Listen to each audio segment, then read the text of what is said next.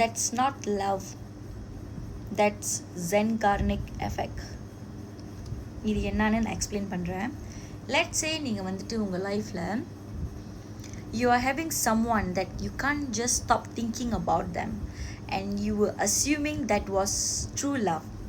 And I'm here saying that was not 100% right because நம்ம பிரெயினுக்கு வந்து எது உண்மை எது பொய், எது வந்து ரியல் எது இமேஜினேஷன்லாம் தெரியாது, எது குட் ஆர் எது பேட்னு கூட அதுக்கு தெரியாது. அதோட வேலை வந்து எது கூட அது கம்ஃபர்டபுளாக ஃபீல் பண்ணுதோ அது கூட அட்டாச்சாக இருக்கும்.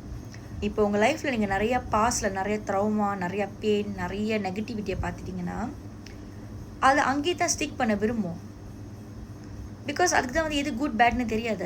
பிகாஸ் அதுக்கிட்ட எது குட் பேட்னு வழிகாட்டுறது உங்களோட வேலை.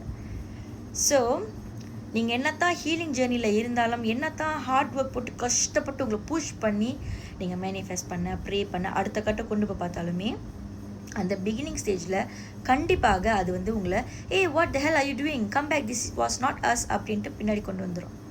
எக்ஸாம்பிள், நீங்கள் வந்துட்டு இந்த வாட்ச் வந்து ரைட் ஹேண்ட் சைடில் கட்டுறீங்க, சும்மா just take out this and then வந்து லெஃப்ட் ஹேண்ட் சைடில் வந்து தூங்கி எழுச்சிட்டு வெளியே கிளம்பி போகிறீங்க இல்லையா, குளிச்சுட்டு ரெடி ஆகிட்டு.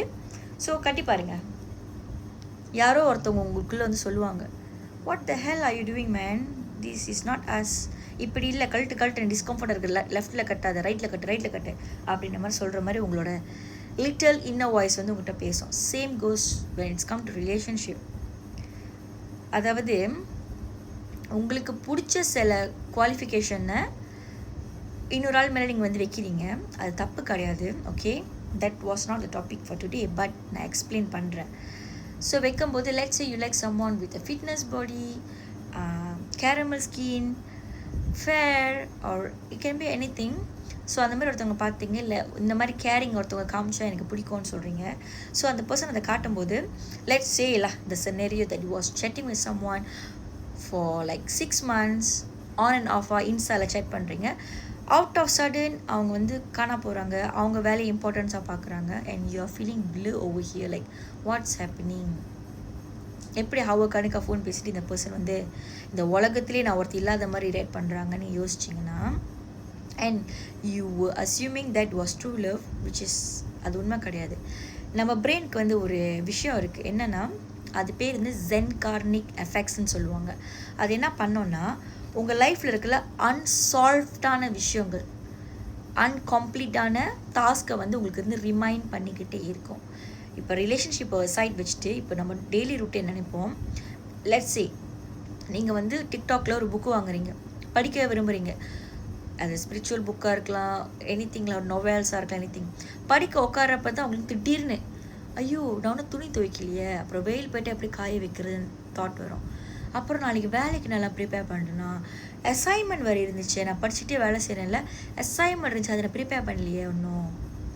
அசைன்மெண்ட் பற்றி நான் என்னோடய காஸ்மேட் கிட்ட பேசணும், அந்த பிள்ளைக்கு நான் இன்னும் கால் மெசேஜ்லாம் பண்ணி கேட்காம இருக்கேன், வீடு சுத்தம் பண்ணலையே, பெட்ஷீட் துவைக்கணுமே. இந்த மாதிரி ஒரு லிஸ்ட்டே உங்கள் பிரெயின் உங்களுக்கு போட்டு கொடுக்கும். அது என்ன பற்றினா நீங்கள் செஞ்சு முடிக்காத வேலை. So that we will think, நம்ம செல்ஃபை டிசிப்ளினாக வச்சுக்க பார்க்குறோம், we are preparing our self so that நாளைக்கு வந்து வேலை குறவாக இருக்கும், எந்த வேலையை மிஸ் பண்ணிடக்கூடாது. ஸோ இப்போ நம்ம பெட்ஷீட் துவைக்காமல் தூங்கினா நம்மளுக்கு கம்ஃபர்டபுளாக இருக்காது. We will think that way. But இதுக்கு பேர் தான் Zen-Karnic எஃபெக்ட். இந்த மெத்தடை வந்து ரிசர்ச் பண்ணவங்க பேர் வந்து ப்ளூமா Zen-Karnic. I think somewhere around 1970s வந்து இந்த ரிசர்ச் வந்து அவங்க வந்து யூரோப்பில் பண்ணாங்க.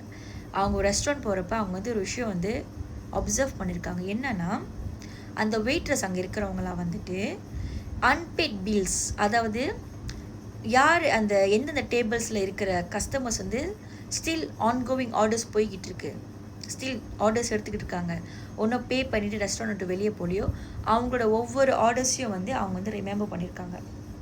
எக்ஸாம்பிளாக நான் அப்போ யூரோப் கதை சொல்லாமல் இப்போ மலேசியா ஸ்டைல் நான் சொல்கிறேன். லைக் ஒரு 5 பேர் ஒரு டேபிள் இருக்காங்க, ஒருத்தவங்க வந்து ஐயர் சுவாம் கேட்டிருப்பாங்க, மெல்லு ஐஸ் கேட்டிருப்பாங்க, கூராங் மனிஸ் கேட்டிருப்பாங்க, தேப்பானாஸ் கேட்டிருப்பாங்க, இந்த மாதிரி ஆரஞ்சு ஜூஸ் எல்லாம் கேட்டிருப்பாங்க. சாப்பாடோட நாசி கோரேங், அப்புறம் இந்த சாப்பாடில் இது வேணும், ஈகாம்லிஸ் போடாதீங்க, ஸ்பைசி ரொம்ப வேணாம், இந்த மாதிரி கேட்குறாங்களா, அதெல்லாம் வந்து அந்த வெயிட்ரஸ் வந்து கரெக்டாக அனுப்பி வச்சுருக்காங்க. பட் ஜஸ்ட் ரைட் அவே அவங்க ஏஞ்சி பேமெண்ட் பண்ணிட்டு போயிட்டோன்னே அந்த டேபிளை வைப் பண்ணிட்டோன்னே they just forgot அந்த டேபிளுக்கு யார் வந்தால் எத்தனை பேர் வந்தாங்க என்ன எக்ஸாக்ட் ஆர்டர் பண்ணாங்க நினைப்பில்லை. ஸோ இதை பார்த்து கண்காணிச்சிக்கிட்டு இருந்த ப்ளூமா என்ன பண்ணியிருக்காங்கன்னா ஒரு ரிசர்ச் காண்டாக்ட் பண்ணியிருக்காங்க where she give the simple task to some group of people. So அந்த டாஸ்க் அவங்க பண்ணிகிட்டு இருக்கப்போ இவங்க இன்ட்ராக்ட் பண்ணி நடுவில் வேறு விஷயத்தெல்லாம் பேசியிருக்காங்க. So she got to know, she realized that அந்த இன்ட்ராக்ட் பண்ணி என்னென்னமோ பேசினாங்களா அந்த விஷயத்தை தான் இந்த பர்சன்லாம் டேக் நோட் பண்ணி ட்வைஸ் ரிமெம்பர் பண்ணியிருக்காங்க. அந்த ஈஸியான டாஸ்க் ஏர்லியாக கொடுத்தது வந்து அவங்க ரிமெம்பர் பண்ணல. So that's where she name this research as a Zeigarnik effect. அவங்களோட பேரே அவங்க வந்து வச்சுருக்காங்க. இது என்னன்ட்டுனா நம்ம மூளைக்கு வந்து ஒரு பவரான ஒரு விஷயம் இருக்குது. நம்ம அன்சால்வ்டான இஷ்யூஸ் கம்ப்ளீட் பண்ணாத விஷயத்துக்கு வந்து லூப் தேடும் for a closure. Okay, so let's say you are dating someone. உங்களுக்கு வந்து அவங்கள பார்த்தோன்னே பிடிச்சிருக்கலாம், இல்லை பழகணும்னு கூட பிடிச்சிருக்கலாம்.